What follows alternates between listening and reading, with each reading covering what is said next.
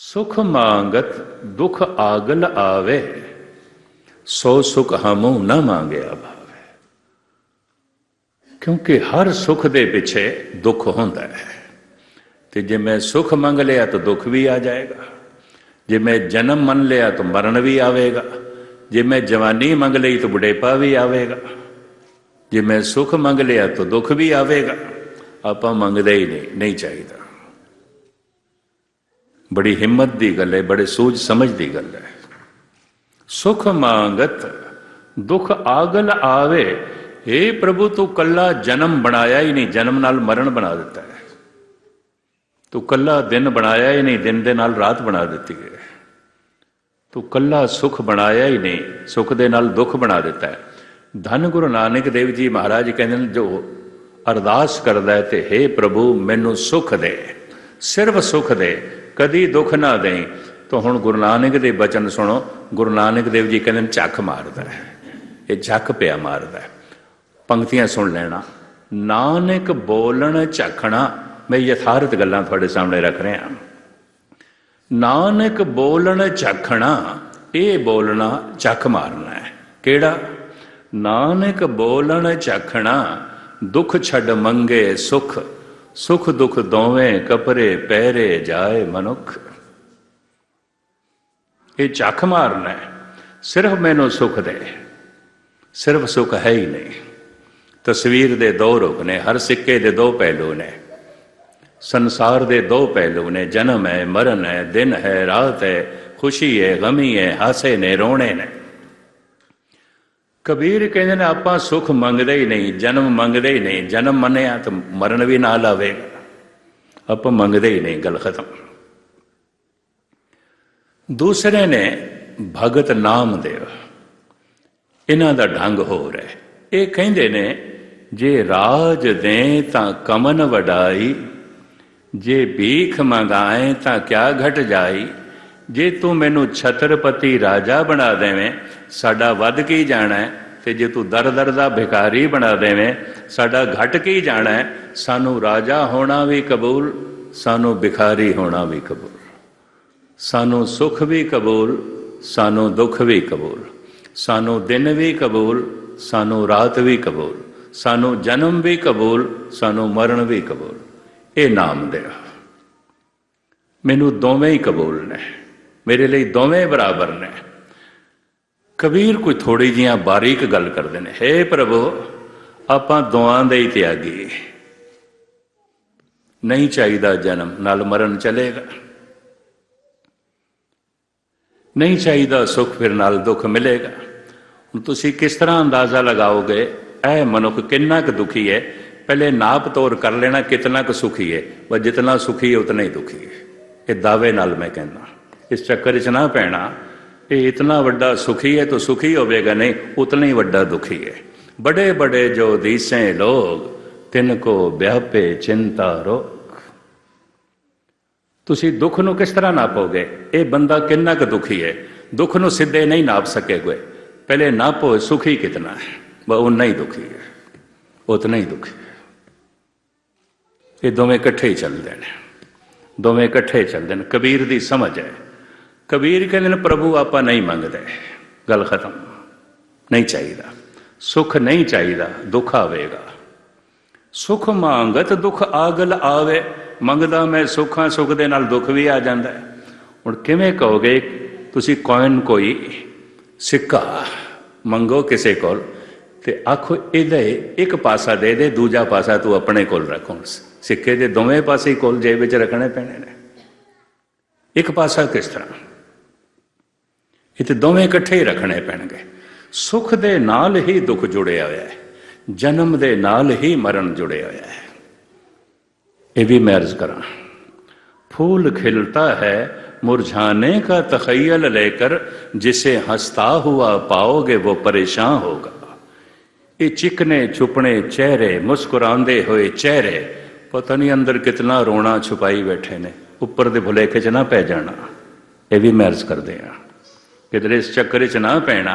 ऐ मुस्कुरांदे हुए चेहरे, खिड़े हुए चेहरे, ये चमचमांदे हुए चेहरे, यकीन जानो बड़ा गम अंदर छुपाई बैठे ने। बड़े रोने अंदर छुपाई बैठे ने। ये संसार इकट्ठा है। भगत नामदेव कहते प्रभु सानू दोवें ही कबूल, तू बनाया जो इस ढंग नाल है। कबीर कहते आपां दोहां दे त्यागी है, दोवें ही नहीं चाहिए, दोवें बराबर, दोहां दी सूझ महान। संसारी किसनों कहते ने, हे प्रभु जन्म ते चाहिए मरण नहीं। मरदे दम तक लोग जन्मदिन मनाते हैं, और की करते हैं, और की करते हैं। देखो एक बच्चा जन्मदिन मनावे माफ किया जा सकता है, बेचारा ना समझ है। तो एक जवान जन्मदिन मनावे जरा मूर्ख होवेगा, और की है। तो एक बुढ़ा भी जन्मदिन मनावे गुस्ताखी माफ लानतां तो बिना और की पाया जा सकता है, और की पाया जा सकता। मरण दिन नेड़े, रोज रोज मनुख मरण दिन के नेड़े जा रहा। गुरबाणी कहती है रोज रोज मनुख घट रहा है, वध नहीं रहा। छिन छिन औद बिहात है, फूटे घट ज्यों पानी। जन्म ते हो गया, गल खत्म। हुण मरण दिन चेते कर, पहला मरण कबूल। पहला मरण कबूल करना बड़ा औखा है, जन्म कबूल है। लोग मरदे दम तक जन्मदिन मनाते हैं। गुरबाणी की दृष्टि महान मूर्ता है। जन्म ते हो गया, हुण मरण दिन चेते करो। और पता है धर्म की यात्रा किस दिन आरंभ होती है? जिस दिन मरना याद आवे, उस तो पहले नहीं। चलो इस संबंध में मैं एक दो शब्द कह भी देव। समा तो भावें अपनी चाल नाल चल रहे हैं। खतरे तो बिना, भय तो बिना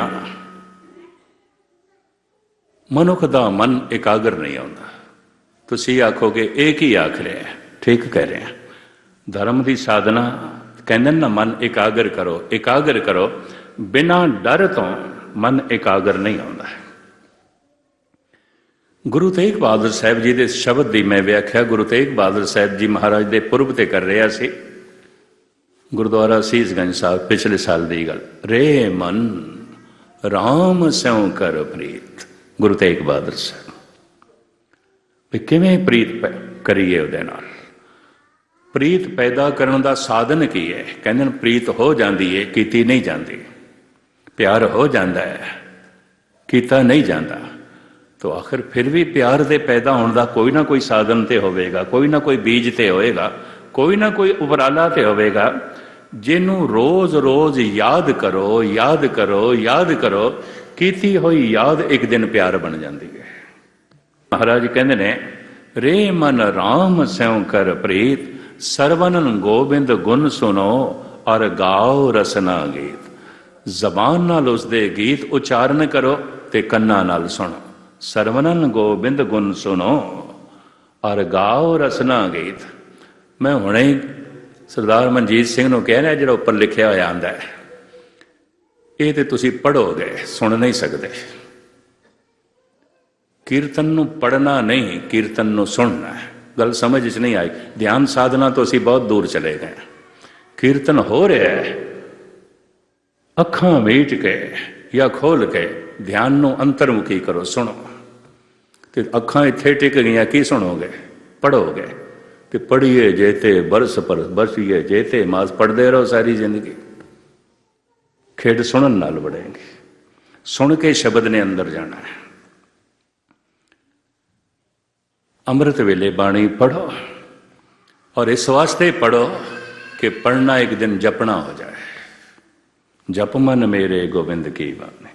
जे पढ़ना जपना नहीं बनया तो फिर सारी जिंदगी पढ़ता रहे, कुछ भी नहीं होगा, कुछ भी नहीं होगा। ये भी मैं अर्ज करा, हुणे मैं अर्ज की 18 घंटे पाठ करने वाले मैं पाठी देखे ने, रोज कर रहे हैं लड़ियां, लड़ियां अखंड पाठां दियां। तो 18 घंटे एक एक पाठी पाठ कर रहे हैं। मैं नहीं देखता उन्होंने जिंदगी कोई तब्दीली हुई हो, कोई अंतरा आया हो। पढ़न नाल कुछ भी नहीं होता, जपन नाल होता है। जपना तो एक मिनट का भी बदल के रख देगा, पढ़ना सारी जिंदगी का भी नहीं बदलेगा। पढ़िए जेते बरस बरस, पढ़िए जेते मास, पढ़िए जेती आरजा, पढ़िए जेते श्वास। नानक लेखे एक गल और हों में झखना जा। महाराज जी कहते हैं सरवनन गोबिंद गुण सुनो और गाओ रसना गीत। कन्ना नाल ਉਹਦੇ ਗੁਣਾਂ ਨੂੰ ਸੁਣੋ, ਜ਼ਬਾਨ ਨਾਲ ਉਹਦੇ ਗੁਣਾਂ ਦਾ ਉਚਾਰਨ ਕਰੋ। ਇੱਕ ਦਿਨ ਮਨ ਗੁਣਾਂ ਤੋਂ ਪ੍ਰਭਾਵਿਤ ਹੋ ਜਾਏਗਾ ਤੇ ਯਾਦ ਬਣ ਜਾਏਗਾ, ਪਿਆਰ ਬਣ ਜਾਏਗਾ, ਯਾਦ ਪਿਆਰ ਬਣ ਜਾਏਗੀ। ਪਰ ਕਿਵੇਂ ਗਾਇਨ ਕਰੀਏ? ਪ੍ਰੇਰਨਾ ਕਿੱਥੋਂ ਲਈਏ? ਕਿੱਥੋਂ ਪ੍ਰੇਰਨਾ ਲਈਏ? ਆਪ ਕਹਿੰਦੇ ਬਿਨਾਂ ਇਕਾਗਰ ਕੀਤਿਆਂ ਸੁਣਨਾ ਔਖਾ। ਮਨ ਇਕਾਗਰ ਨਹੀਂ ਸੁਣ ਸਕੋਗੇ। ਇਹ ਵੀ ਮੈਂ ਅਰਜ਼ ਕਰਨਾ, ਇਕਾਗਰਤਾ ਤੋਂ ਬਿਨਾਂ ਬੋਲਿਆ ਤੇ ਜਾ ਸਕਦਾ, ਇਕਾਗਰਤਾ ਤੋਂ ਬਿਨਾਂ ਸੁਣਿਆ ਨਹੀਂ ਜਾ ਸਕਦਾ। ਕਦੀ ਬਗੌਰ ਮੁਤਾਲਾ ਕਰਕੇ ਦੇਖਣਾ, ਇੱਕ ਇੱਕ ਚੀਜ਼ ਵਿੱਚ ਮੈਂ ਇਸ ਵਕਤ ਬਹੁਤ ਸਮਾਂ ਨਾ ਲਾਵਾਂ। ਫਿਰ ਮਨ ਇਕਾਗਰ ਕਿਵੇਂ ਹੋਵੇ?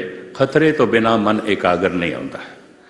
ਜੈਸੇ ਨਵੀਂ ਨਵੀਂ ਕਾਰ ਚਲਾਣੀ ਸਿੱਖਣੀ ਹੈ, ਨਵੀਂ ਨਵੀਂ, ਮਨ ਬੜਾ ਇਕਾਗਰ ਹੈ, ਐਨ ਧਿਆਨ ਟਿਕਿਆ ਹੋਇਆ, ਇਕਾਗਰ। ਉਹਨੂੰ ਪਤਾ ਧਿਆਨ ਮੇਰਾ ਉਖੜਿਆ ਨਹੀਂ ਤੇ ਗੱਡੀ ਵੀ ਗਈ ਤੇ ਮੈਂ ਵੀ ਗਿਆ, ਪੂਰਾ ਧਿਆਨ। ਪਰ ਜਿਸ ਦਿਨ ਚਲਾਣਾ ਗਿਆਨ ਬਣ ਜਾਂਦਾ ਹੈ, ਧਿਆਨ ਬਿਖਰ ਜਾਂਦਾ ਹੈ। ਇਹ ਦੋ ਨੁਕਤੇ ਬੜੇ ਧਿਆਨ ਨਾਲ ਸੁਣਨਾ। ਗਿਆਨ ਦੇ ਪੂਰੇ ਹੁੰਦਿਆਂ ਧਿਆਨ ਬਿਖਰ ਜਾਂਦਾ ਹੈ। ਗੱਡੀ ਚਲਾਣਾ ਹੁਣ ਗਿਆਨ ਬਣ ਗਿਆ, ਆ ਗਈ ਹੈ। ਹੁਣ ਤੇ ਟੇਪ ਸੁਣਦਾ ਜਾ ਰਿਹਾ ਤੇ ਗੱਡੀ ਚਲਾਈ ਜਾ ਰਿਹਾ। ਹੁਣ ਤੇ ਨਾਲ ਬੈਠੇ ਸਾਥੀ ਨਾਲ ਗੱਪਾਂ ਮਾਰੀ ਜਾਂਦਾ ਤੇ ਗੱਡੀ ਚਲਾਈ ਜਾਂਦਾ। ਹੁਣ ਧਿਆਨ ਬਿਖਰ ਗਿਆ। ਕਿਉਂ? ਗਿਆਨ ਪੂਰਾ ਹੋ ਗਿਆ। ਆਪ ਦੀ ਗਿਆਤ ਲਈ ਅਰਜ਼ ਕਰਾਂ, ਅਗਰ ਇੱਕ ਦਫਾ ਧਿਆਨ ਪ੍ਰਭੂ ਦੇ ਨਾਮ ਦੇ ਜੁੜ ਜਾਏ, ਧਿਆਨ ਜ਼ਿੰਦਗੀ ਭਰ ਬਿਖਰਦਾ ਨਹੀਂ ਹੈ। ਕਿਉਂ? ਗਿਆਨ ਕਦੀ ਪੂਰਾ ਨਹੀਂ ਆਉਂਦਾ, ਪੂਰਾ ਨਹੀਂ ਆਉਂਦਾ। ਅਸੀਮ ਹੈ ਪਰਮਾਤਮਾ। ਗਿਆਨ ਵੱਧਦਾ ਜਾ ਰਿਹਾ, ਵੱਧਦਾ ਜਾ ਰਿਹਾ, ਵੱਧਦਾ ਜਾ ਰਿਹਾ, ਤਾਂ ਧਿਆਨ ਵੀ ਵੱਧਦਾ ਜਾ ਰਿਹਾ। ਕਦੀ ਧਿਆਨ ਬਿਖਰਦਾ ਨਹੀਂ ਹੈ। ਤੁਹਾਡੇ ਵਿੱਚ ਕੋਈ ਧਿਆਨ ਸਾਧਨਾ ਕਰਦੇ ਹੋਣਗੇ, ਦੋ ਨੁਕਤੇ ਪਕੜਦੇ ਜ਼ਰੂਰ ਆਉਣਗੇ। ਮੈਂ ਇੱਕ ਦਫਾ ਫਿਰ ਦੁਹਰਾਵਾਂ, ਸੰਸਾਰ ਦਾ ਕੋਈ ਵੀ ਗਿਆਨ, ਧਿਆਨ ਜਦ ਗਿਆਨ ਬਣ ਜਾਂਦਾ ਹੈ, ਧਿਆਨ ਬਿਖਰ ਜਾਂਦਾ ਹੈ। ਗੱਡੀ ਚਲਾਉਣ ਦਾ ਗਿਆਨ ਨਹੀਂ ਹੈ, ਚਲਾ ਰਿਹਾ ਹੈ, ਸਿੱਖ ਰਿਹਾ ਹੈ, ਪੂਰਾ ਧਿਆਨ ਹੈ, ਮੁਕੰਮਲ ਧਿਆਨ ਹੈ, ਕਿਉਂਕਿ ਖਤਰਾ ਹੈ, ਖਤਰਾ ਹੈ। ਪਰ ਜੈਸੇ ਚਲਾਣਾ ਗਿਆਨ ਬਣ ਗਿਆ, ਹੁਣ ਖਤਰਾ ਟਲ ਗਿਆ, ਧਿਆਨ ਬਿਖਰ ਗਿਆ। ਕਿਉਂਕਿ ਗਿਆਨ ਆਪਣੀ ਸੀਮਾ ਤੇ ਪਹੁੰਚ ਗਿਆ। ਜਿਤਨਾ ਗਿਆਨ ਚਲਾਉਣ ਦਾ ਚਾਹੀਦਾ ਸੀ ਮਿਲ ਗਿਆ। ਹੁਣ ਤੇ ਨਾਲ ਦੇ ਸਾਥੀ ਨਾਲ ਗੱਪਾਂ ਮਾਰਦਾ ਗੱਡੀ ਚਲਾ ਰਿਹਾ, ਹੁਣ ਧਿਆਨ ਨਹੀਂ। ਖਤਰੇ ਤੋਂ ਬਿਨਾਂ ਧਿਆਨ ਦੀ ਇਕਾਗਰਤਾ ਨਹੀਂ ਰਹਿੰਦੀ। ਸੰਸਾਰ ਦਾ ਕੋਈ ਵੀ ਕੰਮ ਅਗਰ ਉਹਦੇ ਜਿਤਨਾ ਜ਼ਿਆਦਾ ਖਤਰਾ ਹੈ, ਧਿਆਨ ਉਤਨਾ ਹੀ ਇਕਾਗਰ ਹੋਵੇਗਾ। ਨਵੀਂ ਨਵੀਂ ਸਾਈਕਲ ਚਲਾਣੀ ਸਿੱਖਣੀ ਹੈ, ਪੂਰਾ ਧਿਆਨ। ਪਰ ਜਦ ਗਿਆਨ ਬਣ ਗਿਆ, ਹੁਣ ਤੇ ਪੈਡਲ ਮਾਰ ਕੇ ਚਲਾਈ ਜਾਂਦਾ, ਹੱਸੀ ਜਾਂਦਾ, ਨਾਲ ਦੇ ਸਾਥੀ ਨਾਲ ਗੱਪਾਂ ਮਾਰੀ ਜਾਂਦਾ। ਧਿਆਨ ਬਿਖਰ ਗਿਆ। ਕਿਉਂ? ਖਤਰਾ ਬਿਖਰ ਗਿਆ। ਖਤਰਾ ਬਣਿਆ ਹੋਇਆ ਹੈ ਤਾਂ ਧਿਆਨ ਟਿਕਿਆ ਹੋਇਆ ਹੈ ਔਰ ਗਿਆਨ ਵੱਧਦਾ ਜਾਏਗਾ। ਇਹਦੇ ਉੱਤੇ ਮੈਂ 5-4 ਦਿਨ ਬੋਲਿਆ ਗੁਰਦੁਆਰਾ ਸੀਸਗੰਜ ਸਾਹਿਬ ਦੇ ਵਿੱਚ। 2-4 ਮਿੱਤਰਾਂ ਦੀਆਂ ਵੱਡੀਆਂ ਵੱਡੀਆਂ ਚਿੱਠੀਆਂ ਮੈਨੂੰ ਕਮਰੇ 'ਚ ਆਈਆਂ ਵੀ ਗਿਆਨੀ ਜੀ, ਨਾਮ ਜਪਣ ਲੱਗਿਆ ਕਿਹੜਾ ਖਤਰਾ ਪੈਦਾ ਕਰੀਏ, ਪਹਿਲੇ ਇਹ ਦੱਸੋ। ਕਿਉਂਕਿ ਤਾਰਕਿਕ ਲੋਕ ਵੀ ਤੇ ਹੁੰਦੇ ਨੇ ਨਾ। ਬਾਣੀ ਪੜ੍ਹਨ ਲੱਗਿਆ ਪਹਿਲੇ ਕਿਹੜਾ ਖਤਰਾ ਪੈਦਾ ਕਰੀਏ, ਕਿਉਂਕਿ ਕਾਰ ਚਲਾਣੀ ਨਵੀਂ ਨਵੀਂ ਸਿੱਖਣੀ ਹੈ ਤੇ ਖਤਰਾ ਤੇ ਹੈ। ਅਗਰ ਧਿਆਨ ਹਟਿਆ ਤਾਂ ਕਾਰ ਵੀ ਗਈ ਤੇ ਮੈਂ ਵੀ ਗਿਆ। ਸਕੂਟਰ ਚਲਾਣਾ ਨਵਾਂ ਨਵਾਂ ਸਿੱਖਣਾ ਹੈ, ਮੋਟਰ ਚਲਾਣੀ ਨਵੀਂ ਨਵੀਂ ਸਿੱਖਣੀ ਹੈ, ਪੂਰਾ ਧਿਆਨ। ਕਿਉਂਕਿ ਧਿਆਨ ਨਹੀਂ ਤਾਂ ਮੋਟਰਸਾਈਕਲ ਵੀ ਗਈ ਤੇ ਮੈਂ ਵੀ ਗਿਆ, ਖਤਰਾ ਹੈ। ਕਹਿਣ ਲੱਗੇ ਨਾਮ ਜਪਣਾ, ਤੁਸੀਂ ਕਹਿੰਦੇ ਖਤਰੇ ਤੋਂ ਬਿਨਾਂ ਧਿਆਨ ਟਿਕਦਾ ਨਹੀਂ, ਤਾਂ ਕਿਹੜਾ ਖਤਰਾ ਪੈਦਾ ਕਰੀਏ। ਫਿਰ ਮੈਨੂੰ ਉੱਥੇ 6ਵੇਂ ਦਿਨ ਬੋਲਣਾ ਪਿਆ ਗੁਰੂ ਤੇਗ ਬਹਾਦਰ ਸਾਹਿਬ ਜੀ ਦੇ ਉਸੇ ਹੀ ਸ਼ਬਦ ਦੇ ਆਧਾਰ ਤੇ। ਖਤਰਾ ਪੈਦਾ ਕਰਨ ਦੀ ਲੋੜ ਨਹੀਂ। ਗੁਰੂ ਤੇਗ ਬਹਾਦਰ ਸਾਹਿਬ ਜੀ ਮਹਾਰਾਜ ਕਹਿੰਦੇ ਨੇ ਖਤਰਾ ਹਰ ਵਕਤ ਬਣਿਆ ਹੋਇਆ ਹੈ, ਬਣਿਆ ਹੋਇਆ ਹੈ, ਔਰ ਹਰ ਇੱਕ ਤੇ ਬਣਿਆ ਹੋਇਆ ਹੈ। ਕਿਹੜਾ? ਇਸ ਸ਼ਬਦ ਦੀਆਂ ਅਗਲੀਆਂ ਪੰਕਤੀਆਂ। ਕਾਲ ਬਿਆਲ ਜਿਉ ਪਰ ਉਹ ਡੋਲੇ, ਮੁਖ ਪਸਾਰੇ ਮੀਤ। ਕਾਲ ਦਾ ਜਾਲ, ਕਾਲ ਦਾ ਸੱਪ ਤੇਰੇ ਸਿਰ ਤੇ ਮੰਡਲਾ ਰਿਹਾ ਹੈ। ਔਰ ਨਿਰਾ ਸਿਰ ਤੇ ਹੀ ਨਹੀਂ ਮੰਡਲਾ ਰਿਹਾ, ਉਹਨੇ ਮੂੰਹ ਵੀ ਅਡਿਆ ਹੋਇਆ ਹੈ। ਮੁਖ ਪਸਾਰੇ ਮੀਤ, ਉਹਨੇ ਆਪਣਾ ਮੂੰਹ ਵੀ ਖੋਲ ਕੇ ਰੱਖਿਆ ਹੈ। फिर अगे सतगुरु कहते हैं आज काल फुन तोहे गरस है, अज या कल इन्हें तेनू डंग मारना है। आज काल फुन तोहे गरस है, समझ राखो चीर। ये अपने दिल दे समझ के रख, ये जड़ा मूँह अड़िया है इसने अज या कल इन्हें मैनू डंग मारना है। शिव जी ने बड़ा सोहना प्रतीक चुनिया। महायोगी होया अपने समय च, ये तन ते रोज सवेरे राख मल लैंदा सी ते गले दे सप पा लैंदा सी 2-3 फनीर नाग। लोकी आउंदे सन मत्था टेकण, हुण बोल बोल के समझाना पै सारा दिन, क्योंकि सारा दिन संगतां ने आना, श्रद्धालुआं ने आना, बंदा थक जांदा है। उन्हें प्रतीक चुन लिया सी। हर एक दे गल दे सप मंडला रहा है, काल दा सप, और मुंह भी अड्डिया हुआ है। एक दिन डंग मारेगा और इंज हो जाओगे जिवें मैं राख मली हुई है, राख हो जाओगे, खाक हो जाओगे। उन्हें प्रतीक बनाया सी, मैनू वेखो यही कुछ हो जाओगे। इनू गुरु नानक देव जी महाराज इंज कहते ने, मम सर मूए अजराइल गिरफ्ते कस हेच नदानी। मेरे कैसा नू अजराइल ने पकड़िया। साडे विच कहते ने जमा ने पकड़िया, जब जम आए केस गए पटके। मुसलमान इस्लामी दुनिया च कहा जाता है अजराइल। गुरु नानक देव जी महाराज ने तिलंग राग दे शब्द अजराइल शब्द वरत्या, फारसी दा शब्द है। जब अजराइल गिरफ्त ने, मम सर मुए अजराइल गिरफ्ते कस हेच नदानी। मेरे सिर दे केसां नू अजराइल ने पकड़े, मौत दा देवता मनदे ने। महाराज कहते ने ये सप ते हर एक दे सिर ते मंडला रहे है, खतरा ते बनया होया, हर वक्त बनया है। खतरा पैदा करने की लोड़ नहीं, खतरा है। इस वास्ते 2 नुकते होर बड़े ध्यान नाल सुन लेना। परमात्मा दे ज्ञान करके कोई परमात्मा दे मार्ग ते नहीं चलता। भगवान दे ज्ञान करके भगवान दे मार्ग ते कोई नहीं चलता। क्यों? भगवान ते ज्ञान दोवें इकट्ठे मिलते हैं, उस तो पहले नहीं मिलता। ये नहीं कि ज्ञान पहले मिल गया तो भगवान बाद विच मिलेगा, या भगवान पहले मिल गया तो ज्ञान बाद विच मिलेगा, कतई नहीं, दोवें इकट्ठे मिलते हैं। ये उत्ते मैं उदाहरण देना होना, कोई बंदा इंज आखे सूरज ते सिर ते खड़ा है, पर कमाल की गल चानना तो है ही नहीं, ये किस तरह हो सकता है? पर कोई आखे धुप ते बड़ी निकली है, चानना ते बड़ा है, पर सूरज ते है ही कोई नहीं, ये किस तरह हो सकता है?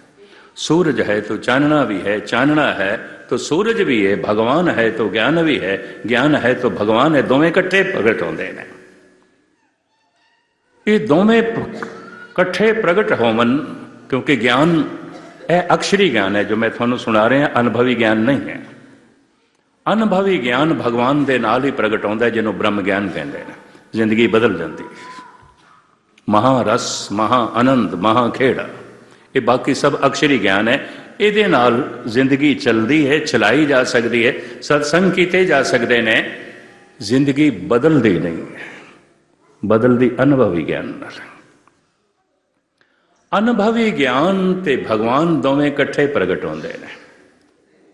तो फिर प्रेरणा कित्थों लईए, कित्थों प्रेरणा लईए? प्रेरणा मौत तो लेनी पेगी, और कुछ नहीं।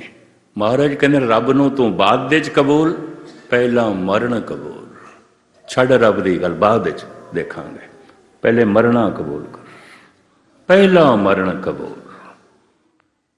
परमात्मा नूं कबूल करने तो पहले मरना कबूल कर ले, कि जे मरण नूं कबूल कर लिया तो मरना दिखाई भी देवे, उम्मीद नहीं है मनुख क्रोध कर सके, लोभ कर सके, अनर्थ कर सके, जैलसी कर सके, या कोई होर अशुभ कर्म कर सके, कर ही नहीं सकता। मौत इसके हिरदे नूं शुद्ध कर देगी, इनू प्रभु के मार्ग ते चला देगी। मौत दे ज्ञान करके मनुख भगवान दे मार्ग ते चलता है, भगवान दे ज्ञान करके कोई भगवान दे मार्ग ते नहीं चलता। तो भगत कबीर कहते हैं, हे प्रभु समझ आ गए, संसार तो 2 रंगी बनाया है, मैनू नहीं चाहिए, मैनू ये जन्म ही नहीं चाहिए, क्यों नाल मरण है। मैनू ये सुख ही नहीं चाहिए, क्योंकि नाल दुख है। नामदेव कहते हैं प्रभु दोवें ही कबूल ने, सानू दिन भी कबूल, रात भी कबूल, सानू जन्म भी कबूल, सानू मरण भी। ये भगतां दे ढंग ने। ਤੇ ਸੰਸਾਰੀ नहीं प्रभु सानू जन्म कबूल है मरण नहीं, जवानी कबूल है बुढ़ेपा नहीं। शायद मैं थानू सुनाया है कि नहीं, जद कदी इस तरह की कथा चले ना, मैनू नाल जो चलता है साथी इंडिया दे रागी है, हुण जरा बहुत बुजुर्ग हो गया, ज्ञानी कल्याण सिंह, वो याद आ जाता है।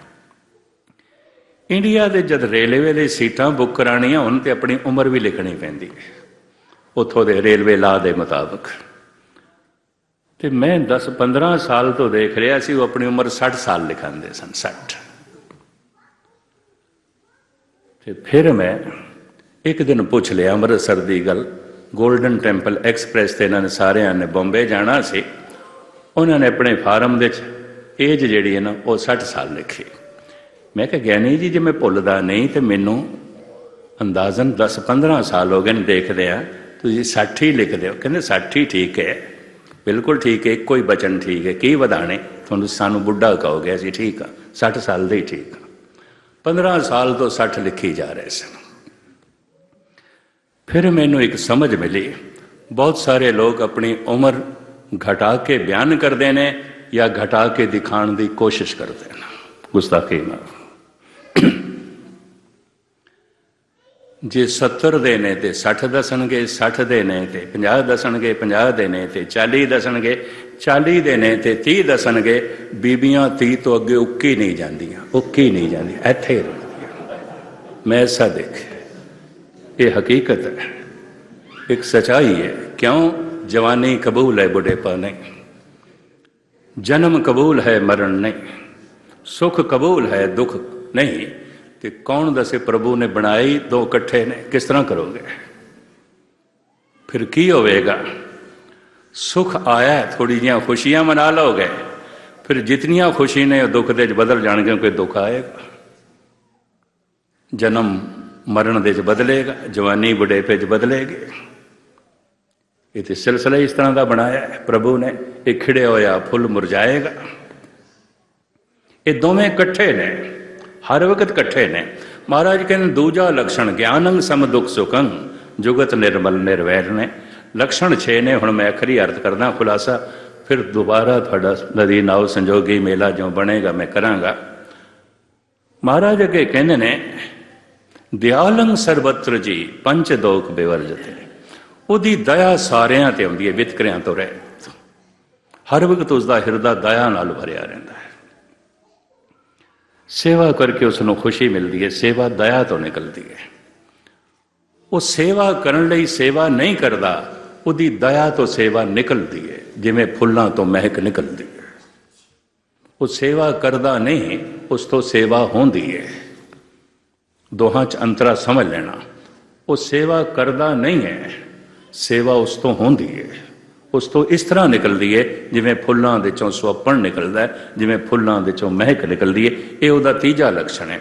भोजनं गोपाल कीर्तनं अलिप माया जल कमल रहते। ਉਹਦਾ भोजन गोपाल का कीर्तन हो जाता है। क्यों? ਉਹਦੇ ਚ ਉਸਨੂੰ इतना रस ते आनंद आ जाता है, ਉਹਦੇ ਨਾਲ ਉਹਦੀ भोजन की मिकदार घट जाती, भोजन की मिकदार घट जाती, भोजन की मिकदार घट जाती।